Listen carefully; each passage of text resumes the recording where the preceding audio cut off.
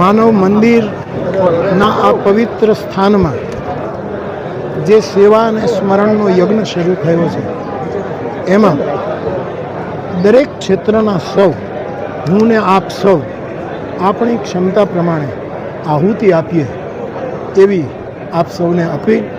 અને હું મારી ખૂબ જ પ્રસન્નતા વ્યક્ત કરું છું, કારણ કે હું બધી જ રીતે બાપુને ઓળખું છું. આ પરચો નથી, આ પરિચય છે. પરચામાં અને પરિચયમાં બહુ અંતર છે. આ પરિચય જે મને પ્રેમ તરફ ખેંચે છે. આપ પણ આપનું યોગદાન આપી જ રહ્યા છો. આપ પણ આ યજ્ઞમાં આહુતિ આપજો. ધન્યવાદ. છાત્રાલયો જે સંસ્થાઓમાં અને આશ્રમોમાં પહેલાં થતા એ બંધ થઈ ગયા છે.